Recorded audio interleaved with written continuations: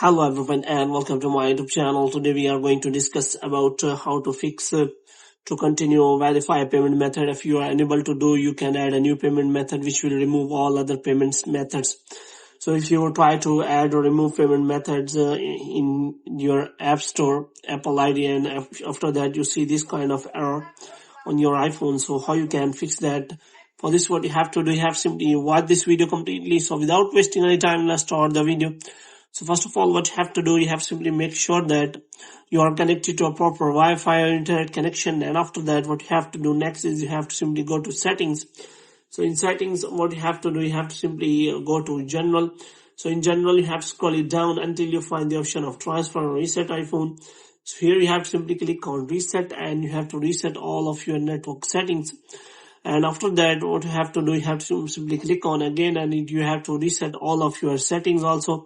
And after that, what you have to do next is you have to simply go to name or Apple ID here. And here you have to simply look for media and purchases and you have to simply click on view account. And after clicking on view account, you have to wait for some time so that a new kind of interface is available.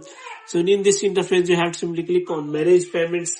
And after that, what you have to do, you have to simply add the payment method, and after that you have to simply provide all the details and you have to verify the payment method. If you are unable to do so, then you have to simply take the screenshot of the problem you are facing, and after that you can simply contact the Apple support and ask for the solution of the problem. If the problem is still there, then what you have to do, you have to simply try to remove the payment method, and after that, after removing the payment method, you can simply add a new payment method which may work for you. And after that, you can simply check your problem has been solved or not. If the problem is still there, then what you have to do, you have to again restart your iPhone and try to add the payment method again and again so that some payment method can work for you. So hope you have liked this video. If you get more videos like these, you can subscribe our channel.